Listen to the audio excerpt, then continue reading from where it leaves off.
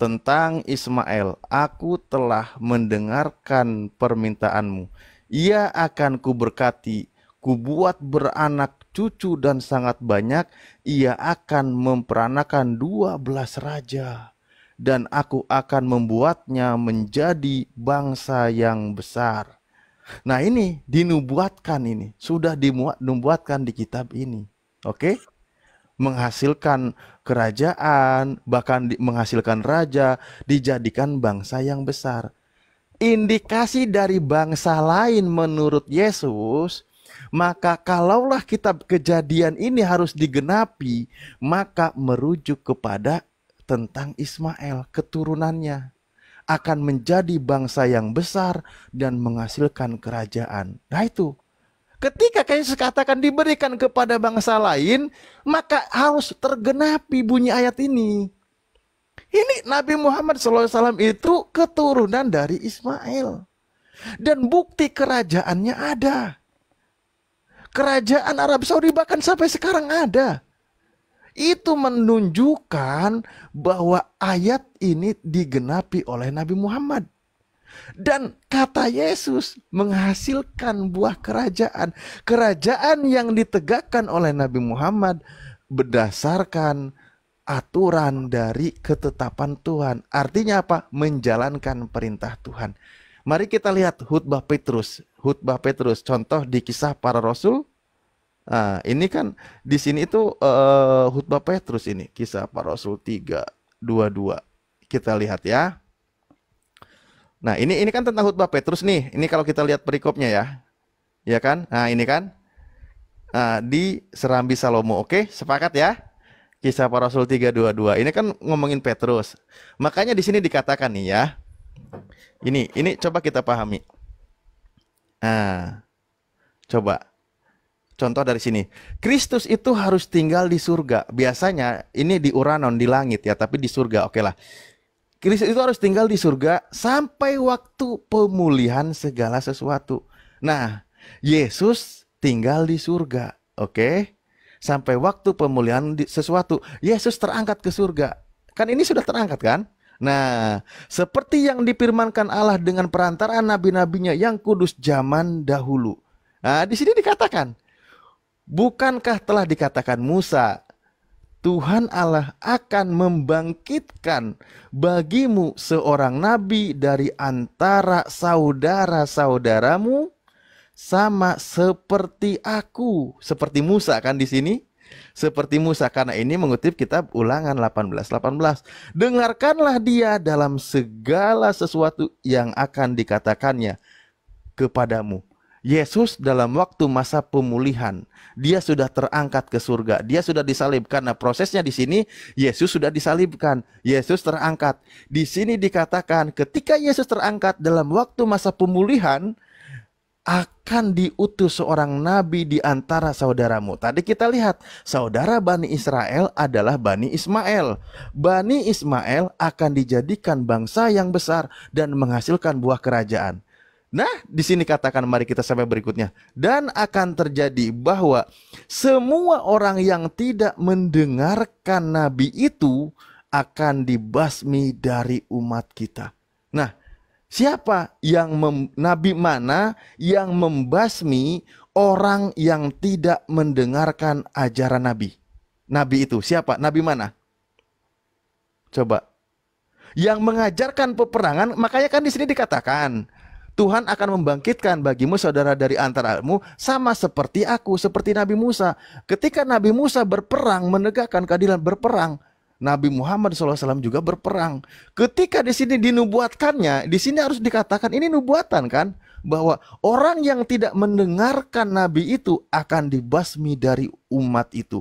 Makanya Nabi Muhammad SAW ketika menegakkan kerajaan Tuhan, ketika dibantah, dilawan oleh kaum kafir dan musyrikin, maka dibasmi dengan cara peperangan. Namun ingat, peperangan Rasulullah diatur di dalam Islam sesuai dengan perintah Tuhan. Nah, sekarang Nabi mana yang ketika Nabi itu mengajarkan, lalu tidak didengarkan oleh umatnya, lalu orang itu, orang musyrik, orang kafir itu dibasmi oleh Nabi itu? Nabi mana? Nggak ada, bro. Ini kisi-kisinya udah banyak kita sampaikan dari tadi. Belum lagi Yohanes 16 tadi itu kita gantung dulu lah. Silakan. Ya, berat memang menerima fakta ini, Pak Pendeta. Tapi itu kan kalau iman Anda tetap menuhankan Yesus kan, ya itu kembali kita tidak bisa paksa gitu loh. Iyalah. Jadi bentar ya, saya lagi buka ayatnya. Saya sangat ini malam ini sangat. Tadi saya mau buka laptop. Saya kira kan tadi laptop saya bagus, nggak bisa diketik keyboardnya. Iya. Bang Stanley aja diskusi ini dia terguncang iman dengan yang lain akhirnya juga mualaf juga. Bang Stanley kita pakai topik ini loh. Kalau Akhirnya mualaf, dia ya saya berharap enggak sih itu Bang orang Stanley mualaf enggak. begini ya. Kalau orang mualaf memang benar-benar karena sebuah kebenaran bukan karena duit, ya saya sangat mendukung. Karena sebuah kebenaran itu kita tidak bisa mempertahankan keegoisan gitu. Kita harus menerima ilmu yang dari luar juga. Tapi saya tidak setuju kalau mualaf oleh karena uang gitu. Ya oleh karena misalnya istri gitu. Kita Kalau di tidak bisa. Islam itu rata-rata kalau mualaf itu dia terasingkan, Bang. Boro-boro banyak saya menangani banyak mualaf. Kasihan dia hidupnya terlunta-lunta. Oke lah, lanjut lah. Lanjut Ya, lanjut lanjut. Pak Alif izin dulu bentar ya, udah jam setengah satu nih, mau istirahat dulu. Pak Berkat izin dulu ya, pamit Pak Bos. Mantap mantap mantap. Ayo dong kita sama-sama belajar. Siap siap siap.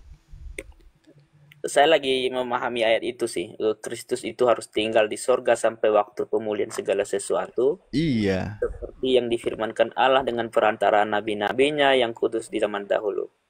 Bukankah telah dikatakan Musa, Tuhan Allah akan membangkitkan bagimu seorang nabi. Bentar ada ayat sebelumnya ini berarti nih. Bentar ya. Ada. Itu makanya. Itu kan khutbah Petrus. Dari tadi kan mengutip khutbah Petrus. Justru Petrus sambil nunggu ya karena lagi jeda. Justru Petrus di situ mengabarkan loh. Mengabarkan itu. Yesus di kisah para Rasul 3 ini, kalau kita baca di 13-nya sudah jelas dikatakan. Ya, ini menurut versi kitab Anda ya. Bahwa ya Allah Abraham, Allah Ishak dan Yakub, Allah yang telah memuliakan hambanya yaitu Yesus yang telah engkau serahkan itu, yang disalib itu. Kan gitu. Nah, Yesus terangkat ke surga, ke langit. Nah, Yesus terangkat ke langit dalam masa pemulihan istilahnya di sini. Ya mungkin istirahat dulu lah Yesus, posisinya kan belum melanjutkan tugasnya. Dalam masa itu dikabarkan, bukankah telah dikatakan Musa, Tuhan Allah akan membangkitkan bagimu seorang nabi. Sama seperti Nabi Musa. Ciri-cirinya kan gitu. Dan kata Petrus, yang tidak mendengarkan nabi itu akan dibinasakan, akan dibasmi. Lah, jadi nabi kami berperang itu ternyata sudah dinubuatkan juga oleh Petrus. Ya, Oke, silakan. Oke, Ustadz Alif, terima kasih. Jadi begini Ustadz Alif. Ini kan di ayat sebelumnya nih, di ayat 17 ini kan sudah jelas sebenarnya di sana Ustadz Alif. Maksud Petrus ini kepada siapa gitu loh. Kalau kita melihat di ayat 21 sampai ke 26 memang begitu. Karena kalau kita tidak melihat ayat ke-17-nya begitu. Makanya saya tadi mengatakan kalau kita membaca Alkitab itu, kita syarat yang pertama untuk menafsirkan Alkitab adalah kita harus membaca dari Kejadian sampai Wahyu. Berulang-ulang dulu, berulang-ulang. Kalau kita tidak baca seperti itu, akan kita sulit di dalam menafsirkan maksud dan tujuannya apa gitu. Karena Alkitab itu sistematis. Nah, kalau kita melihat di dalam kisah para rasul 17-nya ke ayat 17-nya ya, pasal 3 ayat 17-nya. Hai saudara-saudaraku, aku tahu bahwa kamu telah berbuat demikian karena ketidaktahuan. Jadi dia mengatakan bahwa orang-orang menolak Yesus itu karena tidak ketahuan gitu loh.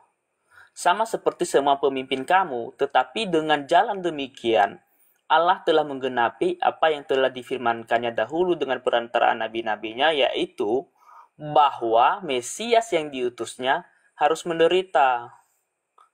Nah, karena itu sadarlah dan bertobatlah supaya dosamu dihapuskan, agar Tuhan mendatangkan waktu kegelegaan dan mengutus Yesus yang dari semula diuntukmu bagimu sebagai Kristus. Jadi sebenarnya jawabannya itu sudah ada di ayat 17-nya Pak Ali. Jadi kita tidak bisa langsung merujuk kepada Nabi Muhammad ini, nggak bisa. Bukan. Maaf saya tanya. Ya. Maksud jawaban di ayat 17 maksudnya yang bukankah Tuhan membangkitkan seperti di antara saudaramu, maksudnya kepada Yesus? Iya, karena kalau kita mengatakan Salah dong berarti kata kata Petrus di sini. ya enggak salah Apa? lah kan Loh, kata Yesus begini, kata Petrus begini, maaf ya, maaf, izin saya potong, maaf sekali lagi. Kata Petrus kan gini, dia bilang, apa dia katakan di 2:3-nya? Dan akan terjadi bahwa semua orang yang tidak mendengarkan nabi itu akan dibasmi dari umat kita. Kan ayat gitu berapa? dia Bentar, bilang. bentar. Ayat berapa? Di 2:3-nya, itu di 2:3-nya. Kan di 2:21, 22, 23 itu kan jelas. Kristus itu harus tinggal di surga. Berarti Yesus itu udah pergi. Ketika nabi itu datang, roh kebenaran itu datang, di sini Yesus sudah terangkat ke surga. Jadi nggak bisa ini diposisikan kepada Yesus. Tapi sekali lagi mohon maaf ya, kalau doktrin iman Anda memang harus kepada Yesus. Saya hargai itu doktrin imannya. Tapi ketika kita membahas tentang data, di sini jelas Yesusnya sudah di surga. Maksudnya sudah di langit. Yesus sudah terangkat, baru dibahas nabi itu akan datang seperti Musa. Lah, kalau kita melihat indikasi ciri-ciri seperti Musa kepada Yesus, ya mohon maaf, nggak ketemu. Nabi Musa berperang, Yesus tidak berperang. Kan gitu. Yesus tidak berperang. Makanya yang membasmi umat, yang menolak kerajaan Tuhan ketika dikabarkan itu siapa? Loh, Nabi Muhammad SAW berkali-kali berperang. Perang itu bukan kemauan Nabi kami, karena tujuannya untuk menegakkan hukum Tuhan. Makanya di ayat Al-Quran dikatakan bahwa kutiba alaikumul qital, diwajibkan atas kamu berperang. Bisa jadi perang itu malas bagimu. Sorry, saya jadi lupa ayatnya. Ya itulah pokoknya. Tapi itu perintah gitu. Itulah tentang menegakkan perintah ketentuan Tuhan gitu loh. Makanya posisi Yesus sudah terangkat, baru nabi itu akan datang. Gitu bro. Sorry ya, sorry saya potong. Kan tadi katanya sistematis. Iya begini loh, kalau kita melihat ya nih ya, dan akan terjadi bahwa semua orang yang tidak mendengarkan nabi itu akan dibasmi dari umat kita. Nah, kalau kita melihat ini kan langsung berbicara tentang eskatologi ya. Eskatologi yang berarti pada akhir zaman ini. Ya semua orang tahu, bahwa umat Islam pun tahu bahwa akan ada yang namanya eskatologi akhir zaman. Inilah yang dimaksud akan dibasmi. Ya, dibasmi. Di situ akan dibasmi dia. Tetapi kalau kita melihat dari ayat 21 tadi dikatakan di sana bahwa itu Kristus gitu loh. Makanya tadi saya katakan kita harus pergi ke ayat sebelumnya dulu. Hai saudara-saudaraku, kamu tahu bahwa kamu telah berbuat demikian karena ketidaktahuan. Nah, Petrus mengatakan, saya tahu kenapa kamu melakukan itu, karena kamu tidak tahu nih. Sama seperti semua pemimpin kamu, ya, sama seperti pemimpin-pemimpin ahli Taurat Yahudi pada saat itu. Nah, tetapi dengan jalan demikianlah, jadi dengan jalan demikian sebenarnya Yesus itu bisa disalib. Kalau tidak dengan jalan demikian, ini sistematis sebenarnya, ini sudah dirancang atau kurikulum daripada Tuhan. Telah menggenapi apa yang telah firmankan dahulu dengan perantaraan nabi-nabinya, yaitu bahwa Mesia yang diutusnya harus menderita. Bentar ya, karena itulah sadarlah dan bertobatlah supaya dosamu dihapuskan, agar Tuhan mendatangkan waktu kelegaan dan mengutus Yesus yang dari semula diuntukkan bagimu sebagai Kristus. Kan sudah jelas di situ bahwa ini adalah memang benar-benar kepada Yesus. Kecuali ayat yang ke-17-nya sampai ke-20-nya itu dihapus. Selama ayat yang ke-17 dengan yang ke-20 ini masih ada di dalam kisah para rasul ini, sebenarnya ayat yang di bawah ini sudah terbantahkan kalau kita mengatakan itu kepada Nabi Muhammad. Begitu sih Ustaz Alif. Tapi ya saya sih sangat ini ya, malam ini kita berdiskusi sangat tidak saling tidak saling marah-marah gitu. Ya, Tapi kalau kita melihat gini ya Pak Pendeta, maaf. Ketika membahas tentang 17, 20, ingat di ayat 20 itu sudah titik loh. Sebelumnya koma, titik. Nah, iya memang Yesus diutus. Makanya berikutnya adalah posisi Yesus terangkat ke surga. Di ayat 20 lihat titik. Agar Tuhan mendatangkan waktu kelegaan dan mengutus Yesus yang dari semula diuntukkan bagimu sebagai Kristus. Titik. Baru bahasan lagi. Kristus itu harus tinggal di surga sampai waktu pemulihan segala sesuatu. Seperti yang difirmankan Allah dengan perantaraan nabi-nabinya yang kudus dari zaman dahulu. Titik. Yesus harus tinggal di surga. Oke, harus terangkat sampai waktu yang ditentukan, kan gitu. Nah, dibahas lagi, bukankah telah dikatakan Musa, Tuhan Allah akan membangkitkan bagimu seorang nabi, akan membangkitkan lagi. Makanya saya bilang tadi, kalau disamakan ini kepada Yesus, loh, Nabi Musa seperti Nabi Musa, Nabi Musa berperang, Yesus tidak berperang kok. Yesus seumur hidupnya kapan perang? Nggak ada loh, pasukannya murid setianya aja cuma 12 kan gitu. Nah itu pertama. Kedua, indikasinya tadi sudah disebutkan bahwa apa di situ dikatakan, dan akan terjadi bahwa semua orang yang tidak mendengarkan nabi itu akan ingat loh di sini bunyinya kata Petrus, dan akan terjadi oke? Akan terjadi bahwa semua orang yang tidak mendengarkan nabi itu berarti mengabarkan nanti gitu loh akan dibasmi dari umat ini. Gitu, akan dibasmi dari umat kita. Gitu loh Bang. Jadi nggak bisa dipaksakan itu kembali ke Yesus, kayaknya nggak tepat gitu loh. Nggak tepat. Ya oke, Ustadz Ali. Jadi gini loh. Ayat di atas tadi kan yang 17 itu sampai 20 itu berbicara tentang pada Yesus. Kemudian kita masuk ke ayat yang ke-21. Di sini dikatakan kan Kristus itu harus tinggal di surga. Ya kan? Makanya tadi saya mengatakan ini berbicara tentang eskatologi.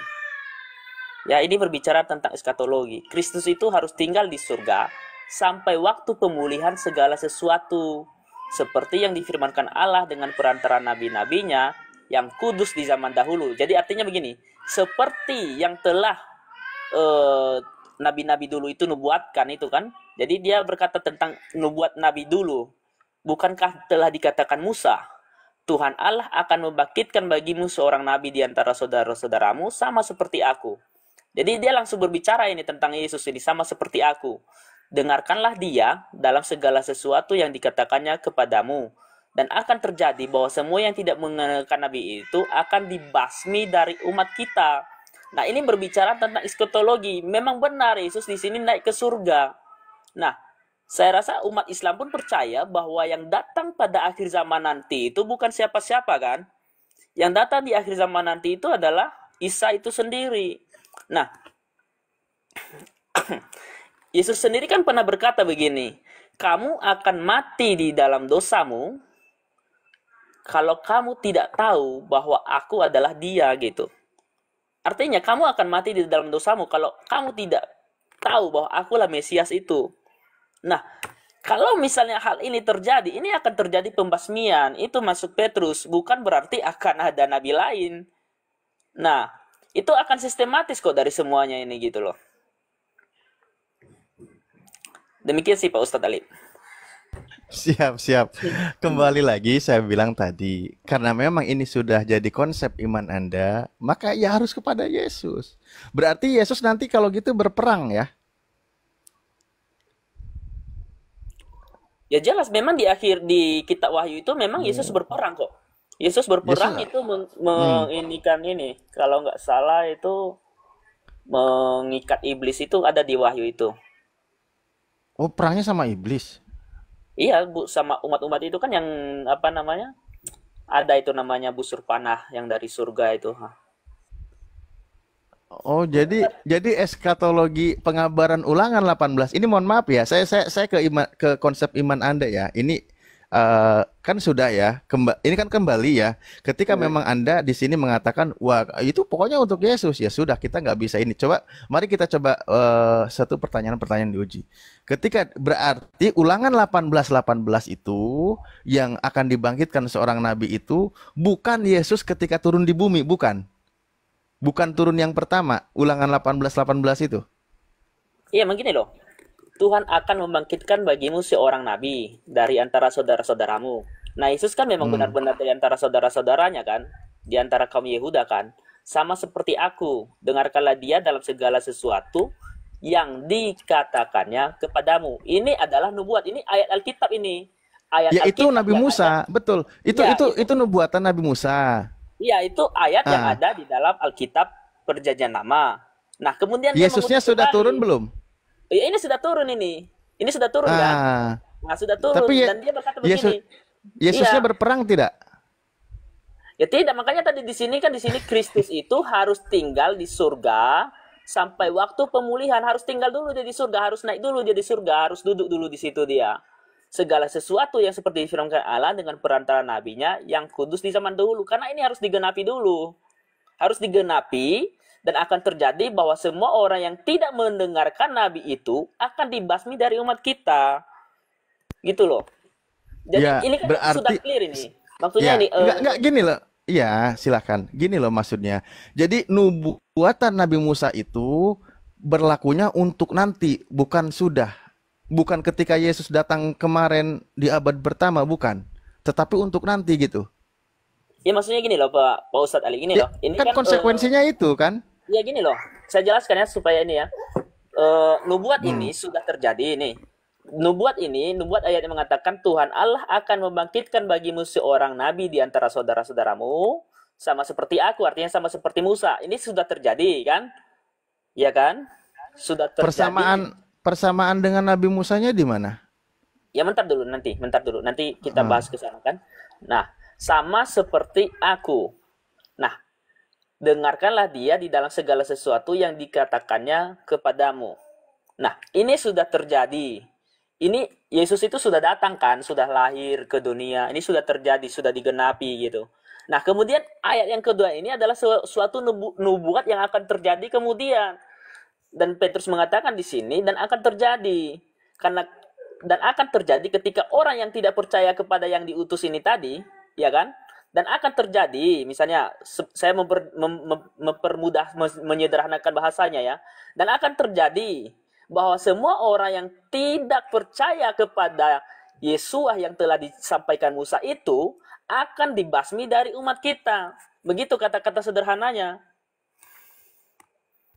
Gitu loh Pak Ustadz Ali. Oke, baik, baik, baik. Iya, makanya poinnya adalah ketika itu dikatakan peristiwanya di nubuatan di dua-dua itu Hmm. Yesus sudah turun sama seperti Musa. Makanya kan saya cari ciri-cirinya samanya itu di mana. Kalau itu kepada Yesus kan gitu. Pertama kan saya tadi contohkan, Yesus berperang, ya kan? Sorry, Yesus. Nabi Musa berperang dalam menjalani misi kenabiannya, kerasulannya. Yesus berperang tidak? Kan gitu. Kan tidak ada. Yesus tidak berperang. Nah, itu makanya dikatakan dan akan terjadi bahwa semua orang yang tidak mendengarkan nabi itu akan dibasmi dari umat kita. Nah, ciri-cirinya lagi yang tidak mendengarkan nabi itu akan dibasmi. Lah, Yesus kan tidak kata Yesus kan membawa damai.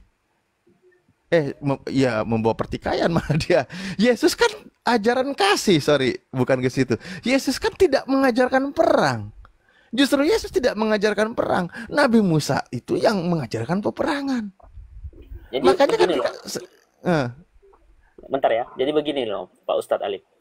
Di sini kan dikatakan dan akan terjadi bahwa semua orang yang tidak mendengarkan Nabi itu akan dibasmi dari umat kita. Nah, pertanyaan balik begini Pak Ustadz Ali. Kalau ini ditunjukkan kepada Nabi Muhammad, apakah ada Nabi Muhammad membasmi orang atas nama Yesus pada saat itu? oh, kok Gitu loh. pakai atas nama Yesus sih? Maksudnya begini loh. Yo, Dia gini loh. Ini kan coba kita menelah bahasanya ya. Dan akan terjadi bahwa semua orang yang tidak mendengarkan nabi itu, artinya nabi yang sudah dinubuatkan ini bukan yang akan datang. Ini kan dan akan terjadi bahwa semua iya. orang yang tidak mendengarkan nabi itu akan dibasmi dari umat kita. Berarti ini yang perlu yang akan datang akan dibasmi. Ini kan akan Nah, dibasmi dari umat kita. Ini kan menjadi ya, seterusnya kan? Iya kan ya seterusnya contoh, kan? sip, Ya bentar. ah, Akan dibasmi gitu. Nah, apakah ketika Muhammad datang ke dunia, apakah dia membasmi orang-orang karena tidak percaya kepada Yesus? Kan tidak ada Muhammad itu membasmi orang-orang karena tidak percaya kepada Yesus. Saya tidak pernah mendengar seperti itu gitu loh. Bukan gitu. Polanya bukan gitu. Enggak, dengerin dulu. Kita balik lagi. Di sini kan dikatakan bahwa ini kan sudah terbuat nih. Dan akan terjadi bahwa semua orang yang tidak mendengarkan Nabi itu. Nah, kita mendefinisikan dulu siapa Nabi itu. Nah, itu dia maksudnya. Nabi itu yang dimaksud oleh Petrus itu di sini siapa gitu kan? Nah, siapa yang dimaksud oleh Yesus Nabi itu? Di sini kan yang dikatakan bahwa semua orang yang tidak mendengarkan Nabi itu kepada Yesus. Artinya saya menyederhanakan lagi ya. Dan akan terjadi. Paham, saya udah paham. Dan akan terjadi bahwa semua orang yang tidak mendengarkan Yesus, kita ganti aja nabinya ya, yang tidak mendengarkan Yesus itu akan dibasmi dari umat kita gitu loh. Nah, apakah ketika Muhammad turun ke dunia membasmi orang-orang yang tidak percaya kepada Yesus? Kan tidak ada. Justru Muhammad membawa bendera sendiri, siapa yang tidak percaya gitu. Ya, makanya Nabi itunya jangan ke Yesus, tetapi kepada sosok itu yang berperang, yang seperti Nabi Musa nih.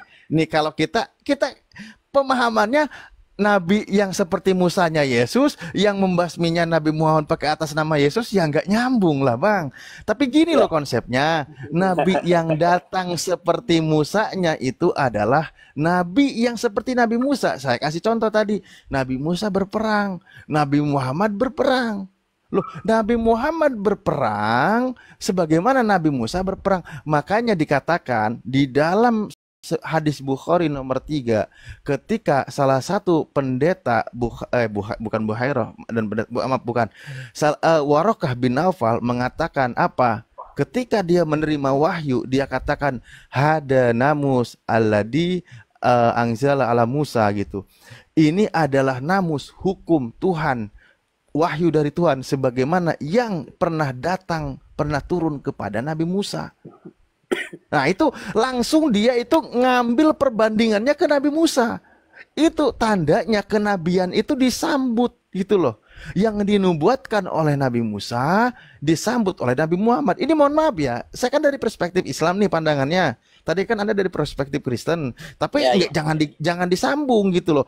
Nubuat nabinya ke Yesus, yang basminya Nabi Muhammad pakai atas nama Yesus, itu nggak nyambung.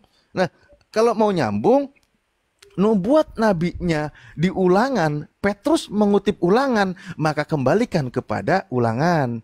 Nah, di dalam kitab Ulangan tadi dikabarkan bahwa seperti Nabi Musa. Makanya ketika Nabi Muhammad menerima wahyu, dikatakan wahyu itu sebagaimana juga wahyu kepada Nabi Musa, akan ada hukum dari Tuhan sebagaimana hukum yang turun kepada Nabi Musa. Begitu pemahamannya.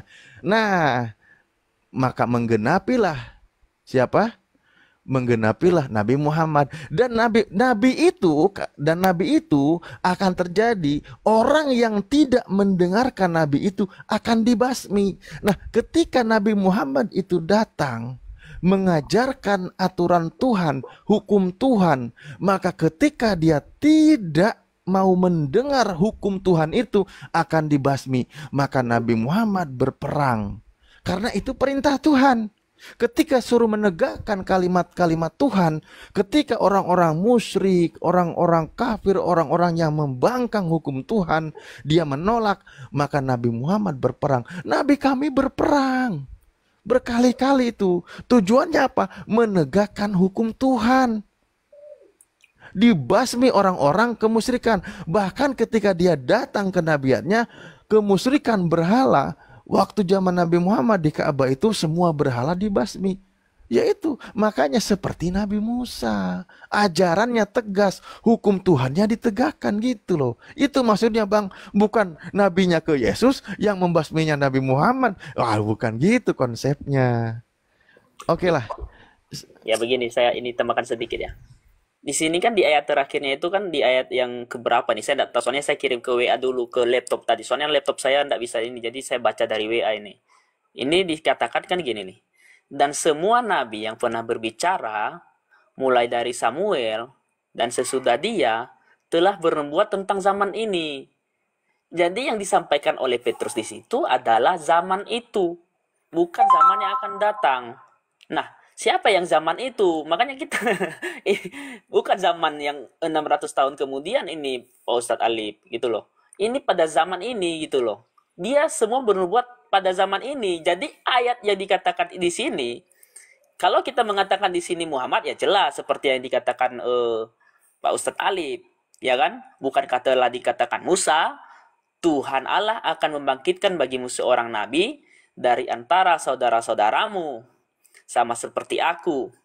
Dengarkanlah dia dalam segala sesuatu yang dikatakan kepadamu. Mari kita kupas ini ya, kita kupas. Di antara saudara-saudaramu. Nah, Musa ini, bentar ya. Musa ini bisa dikatakan sepupu jauh daripada Ismail. Ya, itu yang perlu kita kutip pertama. Musa ini adalah saudara jauh daripada Ismail. Kenapa? Karena Ismail itu adalah anak daripada Abraham. Sedangkan Musa ini kalau tidak salah itu kurang lebih 400 ya, 400 atau 500-an ya, 400-500 tahun baru ada Musa. Ya, Musa.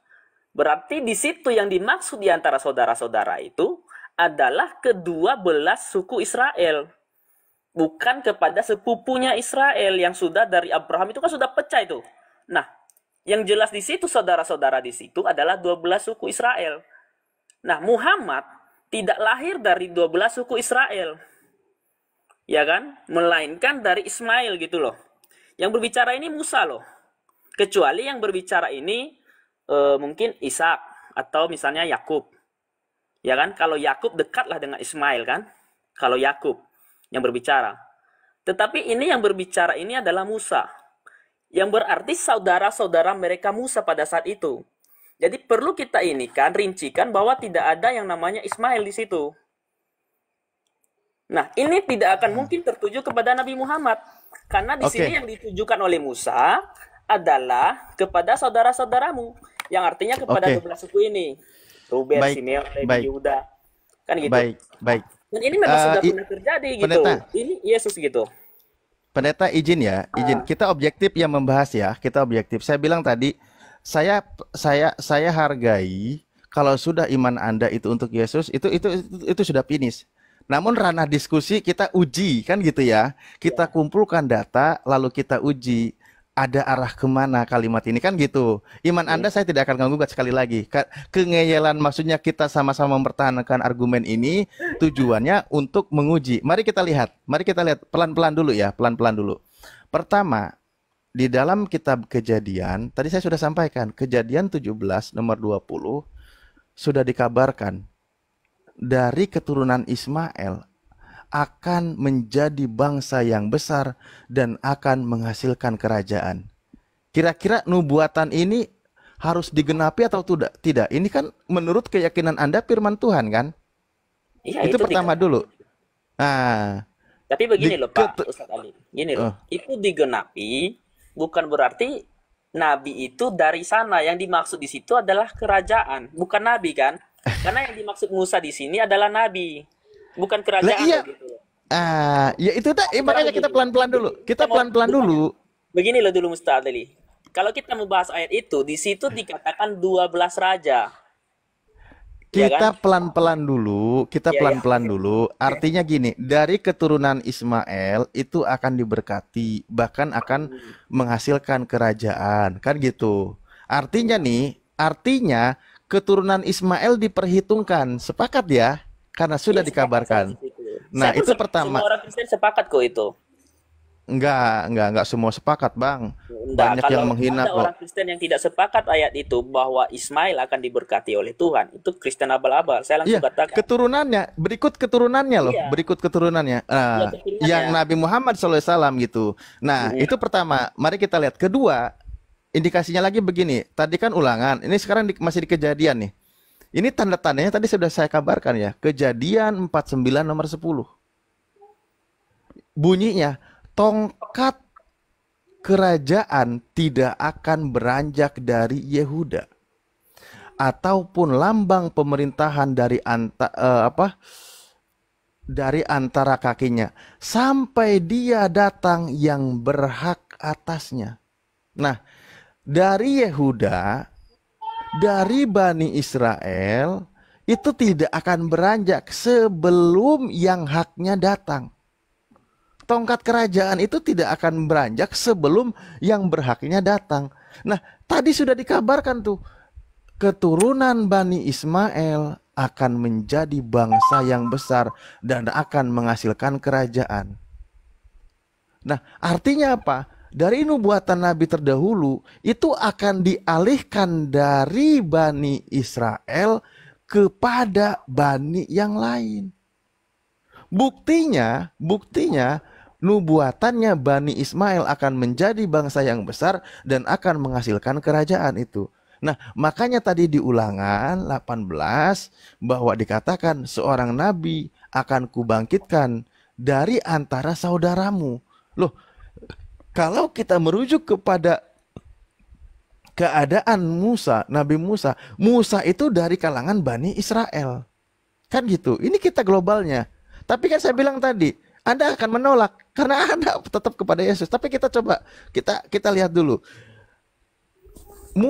Nabi Musa alaihissalam itu dari Bani Israel, dan saudara Bani Israel ya Bani Ismail juga. Tidak ada yang salah di situ.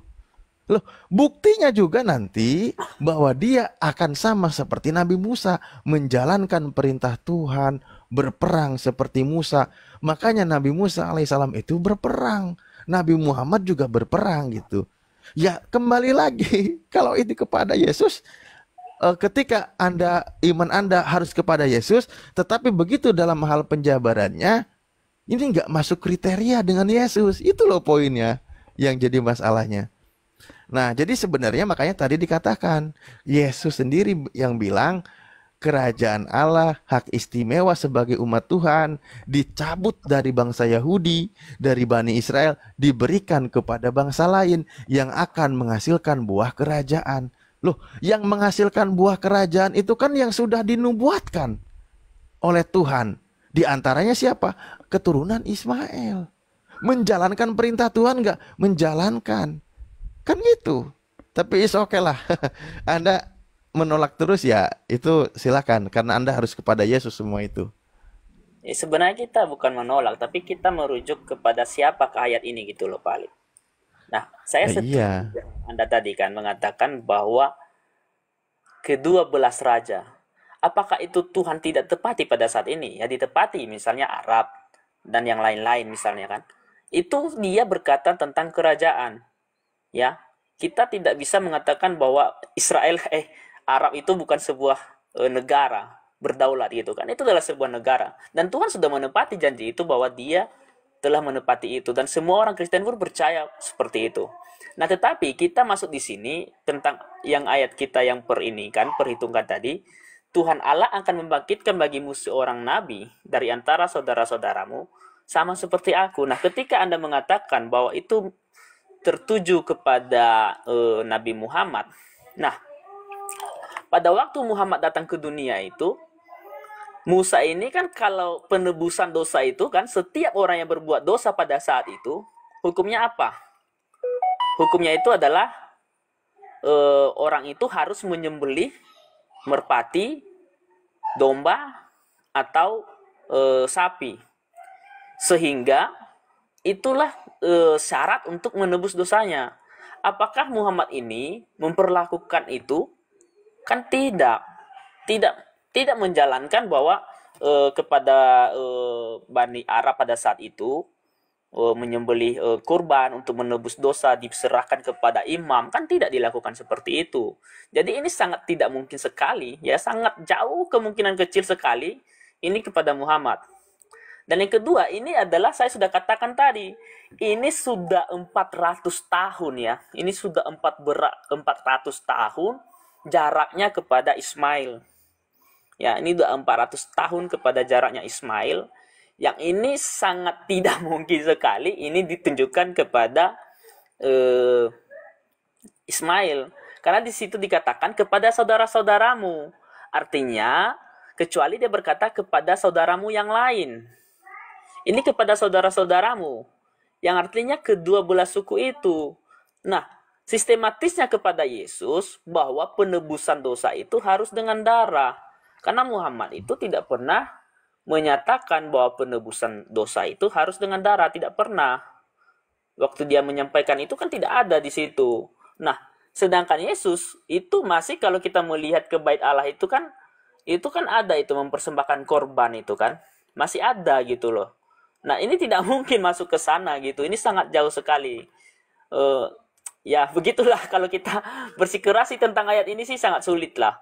Kalau kita bersikeras. Karena saya katakan tadi, kalau kita sama seperti Pak Ustadz Wafi tadi katakan, kalau kita menafsirkan Alkitab, ada ada sesuatu yang harus, kewajiban yang harus diikuti dulu. Nah, syarat yang pertama tadi saya harus katakan bahwa ketika Anda menafsirkan Alkitab, Anda harus membaca dulu. Syarat yang pertama dari Kejadian sampai Wahyu itu diulang-ulang sekitar minimal itu 3 kali. Baik. Itu. Baik, Pak Pendeta, saya izin satu poin lagi ya. Satu poin lagi. Bahwa merujuk nubuatan itu tidak merujuk kepada yang saudara di situ adalah dari kalangan Bani Israel. Begini, Bang. Anda buka di contoh saya bacakan Ulangan 34 nomor 10. Di situ bunyinya begini. Seperti Musa yang dikenal Tuhan dengan berhadapan muka, tidak ada lagi nabi yang bangkit di antara orang Israel. Di situ terjemahannya bahwa tidak ada lagi nabi yang bangkit di antara orang Israel seperti Musa. Oke? Jadi Nabi Musa ini menurut kitab Ulangan 34 nomor 10, tidak ada nabi yang seperti Nabi Musa di kalangan Bani Israel. Kalau tidak ada yang sama dengan Nabi Musa di kalangan Bani Israel, wajar dong tadi ketika tongkat kerajaan Tuhan diberikan kepada yang berhak di luar Bani Israel, tetapi akan ada nabi yang seperti Musa, otomatis nabi yang seperti Musa itu di luar Bani Israel. Karena yang nabi yang sama seperti Nabi Musa tidak ada dari Bani Israel. Nah, itu aja dari saya. Mungkin saya kasih yang lain atau kembalikan ke host. Ya silakan sambil. Maksudnya saya kasih kesempatan, takutnya yang lain nggak enak nanti ketiduran gitu. Maksudnya tidur lagi ke si bro kita nih. Jadi gini loh, kalau kita membaca tadi saya sudah mengatakan, kita kalau baca ayat itu tidak bisa langsung kita baca satu ayat. Kita berani mengambil satu ayat. Kalau orang Kristen itu berani mengambil satu ayat karena dia sudah mempertimbangkan ayat sebelumnya dan ayat sesudahnya. Nah, kalau kita melihat di ayat sebelumnya ini, itu tidak berbicara seperti itu, Pak Alif. Di sana dikatakan seperti Musa yang dikenal Tuhan dengan berhadapan muka, ya kan? Tidak ada lagi nabi yang bangkit di antara orang Israel dalam segala tanah mujizat yang dilakukannya atas perintah Tuhan di tanah Mesir terhadap Firaun dan terhadap semua pegawainya dan seluruh negerinya. Nah, apakah ada ya nabi daripada Israel yang berhadapan dengan ini loh, dengan orang Mesir? Tidak ada lagi gitu. Ini kan di sini di ayat selanjutnya kan di sini dilakukannya atas perintah di tanah Mesir. Yang dimaksud di sini tidak ada lagi nabi yang berhadapan dengan Firaun. Nggak ada gitu loh. Ya memang nggak ada kan. Setelah itu kan memang nggak ada. Nah, kalau begitu buat apa Musa mengatakan akan dibangkitkan bagimu seorang nabi gitu loh. Kembali lagi di situ. Makanya untuk kalangan Bani Israel tidak ada nabi yang sama seperti Nabi Musa. Tetapi nanti akan dibangkitkan seorang nabi yang sama seperti Nabi Musa. Otomatis di sini kita pahami nabi itu bukan dari Israel, gitu loh. Gitu kan jelas makanya gitu. Kita baca ayat selanjutnya tuh gini loh. Kita baca ayat selanjutnya nih ya. Dalam segala tanda dan mujizat, artinya yang tidak ada kepada bangsa Israel itu dalam segala tanda dan mujizat Lah iya yang tidak dilakukannya, sama. iya yang dilakukannya atas perintah Tuhan di tanah Mesir. Ini kan di tanah Mesir terhadap Loh, Firaun. Ini nih lah terhadap iya. Firaun dan terhadap Lah, aduh. semua pegawainya dan seluruh negerinya. Nah, apa mujizat yang dilakukan oleh Musa kepada bangsa Mesir? Satu, ular. Apa banyaklah apa anak sulung sampai meninggal semua, terus belalang datang, hujan es. Nah, tidak pernah ada lagi nabi yang seperti itu yang di zaman setelah Musa itu nggak pernah ada lagi sampai rajanya Firaun mati itu nggak ada lagi gitu loh. Itu kalau kita baca ayat selanjutnya, kecuali ayat selanjutnya ini kita tutup gitu loh. Kalau ayat selanjutnya ini kita hapus ya mungkin iya begitu. Karena itu ambigu gitu. Tapi ini kan ada ayat selanjutnya gitu loh, Pak Alip. Kecuali Pak Ustadz Alip hapus yang selanjutnya ini. Iya, pendeta. Kalau masalah konteks di Mesirnya, ya memang iyalah. Tapi yang seperti Musanya ini loh, mujizatnya, berperangnya dan sebagainya, itu kan tidak ada dari Bani Israel. Kan saya bilang tadi, kalau masalah kalau konteks tentang tempat peristiwanya, ya memang iyalah, udah peristiwanya terjadi. Makanya di satu sisi kan dikatakan tadi bahwa seorang nabi akan dibangkitkan dari antara saudaramu. Aduh jadi lupa, di antara saudaramu sama seperti aku. Nabinya sama seperti Musa. Nabinya sama. Ciri-cirinya kan gitu, sama seperti Nabi Musa kan. Nah, tetapi nabi yang sama seperti Nabi Musa ini tidak ada dari Bani Israel gitu loh. Cuman itu aja kok. Kalau masalah tentang dari konteks peristiwanya di tanah Mesirnya, ya kalau masalah di tanah Mesirnya, ya memang sulit, memang nggak ada. Masa mau 2 kali, Firaunnya mau 2 kali di Mesir, nggak Ini loh. bisa. Tentang prosesnya gitu. Ini loh Pak Ustadz Ali. Kita baca ya ayatnya ya. Ini kan ada komanya loh ini ya. Ini ada komanya ini. Bentar ya. Dalam hal segala tanda-tanda dan mukjizat kan. Iya, ini. Nah tanda-tandanya mukjizat Bentar ya. nggak ada dari Bani Israel, nggak ada makanya. Ini ya. Ini ya. Bentar. Nah, bentar. Nih. Itu kan koma itu. Artinya tidak ada ya dalam segala hal tanda mujizat yang dilakukan atas seperti Musa yang dikenal Tuhan dengan berhadapan muka, tidak ada lagi nabi yang bangkit dari antara orang Israel dalam artinya itu maksudnya itu yang di dalam itu kecuali dalam ini dihapus Dalam hal segala tanda dan mukjizat. Iya, nah justru itu berarti yang dimaksud ayat ini dalam segala ya. Itu dalam segala, kecuali makanya tadi saya katakan kecuali ayat ini dihapus Pak Ustadz Ali. Baru kita bisa mengatakan seperti itu. Yang dimaksud Tuhan itu dalam segala hal mukjizatnya gitu loh. Nggak ada gitu. Misalnya dalam Firaun terhadap pegawainya dan seluruh negerinya, dalam segala perbuatan kekuasaan, segala kedahsyatan yang besar dilakukan Musa di depan orang Israel. Begitu loh. Lah iya, makanya saya bilang tadi, dalam hal tanda dan mukjizat. Kalau masalah peristiwa tempatnya iya di tanah Mesir. Cuman di situ kan yang tidak sama dengan Nabi Musa dari Bani Israel itu dalam hal tanda dan mukjizat yang dilakukannya atas perintah Tuhan gitu. Ya kalau Musa ya di tanah Mesir.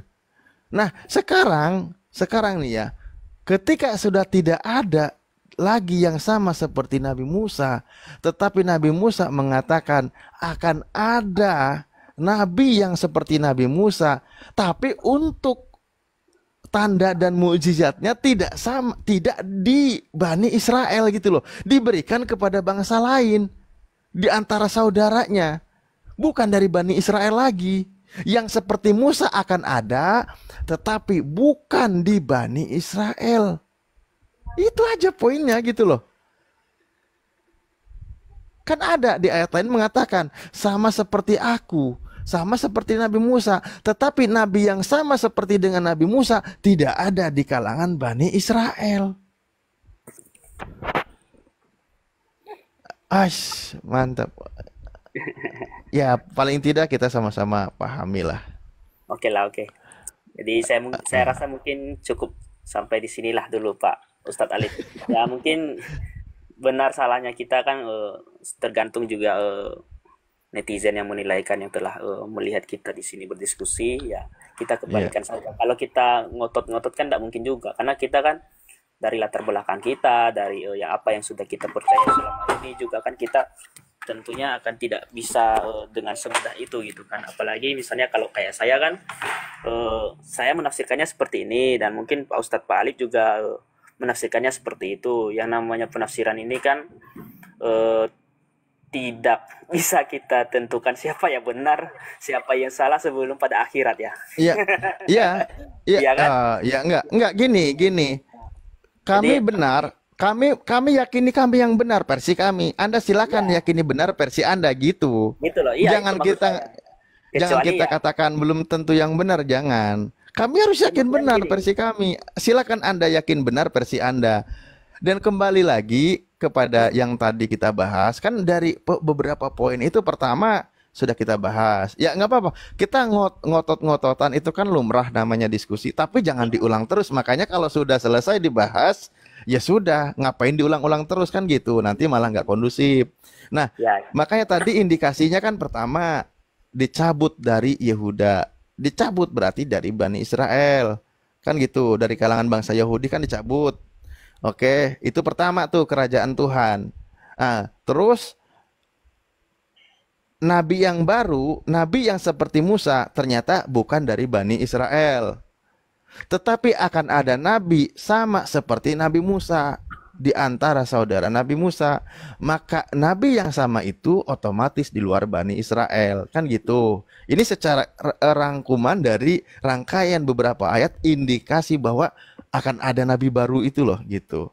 Ya, untuk kami umat Islam lebih logis dan lebih masuk akal ketika kepada Nabi Muhammad. Ketika untuk Kristen mengatakan lebih diterima kepada untuk Yesus, ya silahkan, kami hargai itu untuk Anda. Karena nabi yang berperang itu ketika diperbandingkan antara Yesus dengan Nabi Muhammad Shallallahu Alaihi Wasallam, maka yang mirip dengan Nabi Musa yang berperang antara Yesus dengan Nabi kami, lebih tepat Nabi kami karena Yesus tidak berperang. Itu aja. Oke lah, ini untuk pelajaran kita saja lah. Silahkan kita kembali kepada masing-masing. oke lah sip. Terima kasih Bahas ya. topik baru atau Ini ya saya ini kan besok kuliah, kerja gitu kan. Nah, ini udah jam 1 ya. Jadi bukan mau lari atau apa ya. Udah jam 1 lah, paham-paham lah kalau udah jam 1 malam nih. siap. Saya berterima kasih kepada Ustadz Alif, kita telah berdiskusi secara kondusif. Ya, namanya penafsiran ya, kita begitulah masing-masing penafsiran setiap orang dan setiap agama kan. Saya berterima kasih kepada Siap. Nandar ya. Thank you bro, satu guru kita. Satu guru saya dengan si Nandar nih rupanya. Lah emang Pak sama siapa, Pak Sapri? Iya Pak Sapri. Aku nggak tahu latar belakang Pak Sapri itu. Saya cuma kenal dia dari dosen saya. Dia Islam ya? Iya, dia Muslim. Oh Islam dia. Oh gitu. Jadi saya Tapi belajar dia sama. Iya banyak kok. Dia kan buka kelas Ibrani dan banyak rata-rata juga dari Kristen, banyak yang belajar sama beliau gitu. Iya. Karena itu ilmu sifatnya kajiannya untuk umum gitu. Ya namanya ilmu ini kan ya kita inilah. Saya sendiri sih terbuka sih kepada semua agama gitu. Selama itu benar menurut saya ya. Tapi mohon maaf sampai saat ini Pak Ustadz Ali masih belum bisa ini kan saya gitu. Tapi kalau mungkin suatu saat kebenarannya adalah Islam ya saya kan belajar terus, kita akan belajar terus mencari kebenaran gitu. Ya, makanya tadi gini loh ya Pak Pendeta, izin ya. Kita sekarang ini nggak bawa dalil dulu lah, kita ngobrol ringan. Makanya begini loh. Kan teka-teki dari Yesus itu banyak. Teka-tekinya itu banyak yang perlu dijawab gitu loh. Poin tadi nih, contoh. Yohanes 16 dari 12-13. Kan Yesus sendiri yang bilang, masih banyak yang ingin aku katakan. Itu masih banyak yang ingin aku katakan kepadamu, tapi kamu belum sanggup untuk menanggungnya. Artinya apa? Pengajaran itu masih bersambung, masih estafet. Tentang aturan pengajaran dari Tuhan itu masih bersambung, cuman untuk umatnya Yesus itu belum sanggup menanggungnya. Makanya dia katakan, apabila roh kebenaran itu datang, dia akan mengajarkan kepadamu ke dalam seluruh kebenaran. Sebab ia berkata-kata bukan dari dirinya sendiri, akan tetapi dia berkata sesuai dengan apa yang didengarnya. Dia mengatakan kepadamu sesuai dengan apa yang didengarnya, dan ia akan memberitakan kepadamu hal-hal yang akan datang. Jadi gini, umatnya Yesus belum sanggup menerima pengajaran dari Tuhan. Itu kata Yesus, karena masih banyak. Nah, tetapi ketika yang pengajar baru itu datang, dia akan mengajarkan kepadamu ke dalam seluruh kebenaran. Satu ajaran Tuhan yang mengajarkan manusia ke dalam seluruh kebenaran, itu mohon maaf hanya ajaran Islam.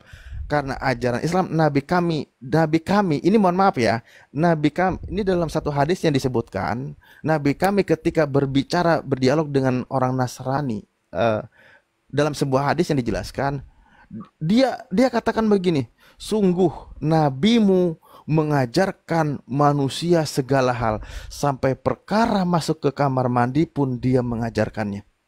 Nah, artinya apa? Menunjukkan bahwa nabi kami mengajarkan segala hal. Nah, dan dia mengajarkan ke dalam seluruh kebenaran, dia menyampaikannya bukan dari dirinya sendiri. Oke, nabi kami tidak pernah baca Bible, tidak pernah baca nubuatan Yesus ini. Tetapi di dalam Al-Quran ada satu ayat yang menyampaikan bahwa wama yang tiku anil hawa in huwa illa wahyu yuha. Jadi Nabi Muhammad itu disuruh mengatakan oleh Tuhan begini, tidaklah engkau menyampaikan wahyu ini dari keinginanmu sendiri, engkau menyampaikannya sesuai dengan apa yang diwahyukannya kepadamu. Nah, ketika kata Yesus, dia berkata-kata bukan dari dirinya sendiri, dia menyampaikan sesuai dengan apa yang didengarnya. Nabi Muhammad berkata dalam satu ayat Al-Quran, engkau berkata bukan dari dirimu sendiri, tetapi sesuai dengan apa yang diwahyukannya kepadamu. Kan gitu. Nah, sudah mengajarkan ke dalam seluruh kebenaran, tatanan kehidupan, bernegara di dalam Islam. Ketika masalah bernegara, yang jadi barometernya adalah Nabi Muhammad. Ketika dalam berumah tangga, yang menjadi barometernya adalah Nabi Muhammad. Ketika mengajarkan tentang rumah tangga, bertetangga, semua dari satu sosok pribadi yang sama, Nabi Muhammad SAW. Nabi Muhammad mengajarkan seluruh kebenaran dan mengabarkan hal-hal yang akan datang. Nah, masih banyak yang ingin disampaikan oleh Yesus, belum sanggup menanggungnya. Tetapi dia itu contohnya, dia itu mengabarkan hal-hal yang akan datang. Umatnya Yesus, dia waktu itu belum sanggup menerima kabar hal-hal yang akan datang. Makanya roh kebenaran wahyu terakhir itu datang. Banyak peristiwa yang akan datang yang dikabarkan. Contoh, peristiwa penciptaan manusia dijelaskan oleh nabi kami. Pada waktu